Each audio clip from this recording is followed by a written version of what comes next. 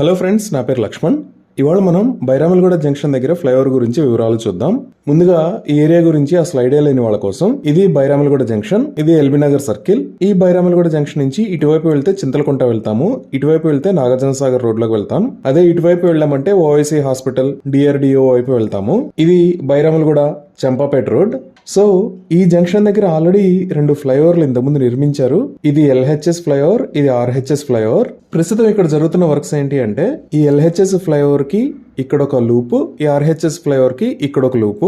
ఈ కింద నుంచి ట్రావెల్ చేసేవాళ్ళు ఈ లూప్ ద్వారా పైకి వచ్చి ఎల్బీ నగర్ వైపు వెళ్లే ట్రాఫిక్ లో జాయిన్ అవ్వచ్చు.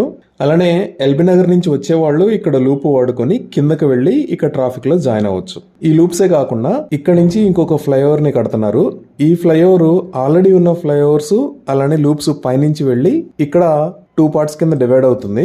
ఒకటి చింతలకుంట వైపు వెళ్తే ఇంకొకటి నాగార్జున సాగర్ రోడ్ లోకి వెళ్తుంది. ఇప్పుడు ఈ ఫ్లైఓవర్ అలానే లూప్స్ కి సంబంధించిన నిర్మాణం ఎంతవరకు వచ్చింది అనేది మనం వీడియోలో చూద్దాం. ఇదే సెకండ్ లెవెల్ ఫ్లైఓవర్. మనం ఇప్పుడు ఓవైసీ జంక్షన్ వైపు నుంచి వచ్చి టువర్డ్స్ ఎల్బీ నగర్ చూస్తున్నాం. ఈ సెకండ్ లెవెల్ ఫ్లైఓవర్ మొత్తం పొడవు 1.6 km. ఇది 2 లేన్ యూనిడైరెక్షనల్ ఫ్లైఓవర్. ఇక్కడ జరుగుతున్న లూప్స్ వర్క్ ని సెపరేట్ గా కన్సిడర్ చేస్తే మొత్తం ఇక్కడ 5 ప్రాజెక్టులు ఉన్నట్టు. ఫస్ట్ లెవెల్ లో LHS, RHS flyovers already finish అయిపోయాయి. ఈ ఫ్లైఓవర్స్ కి సంబంధించి 2 లూప్స్ వర్క్స్ ఇప్పుడు జరుగుతున్నాయి.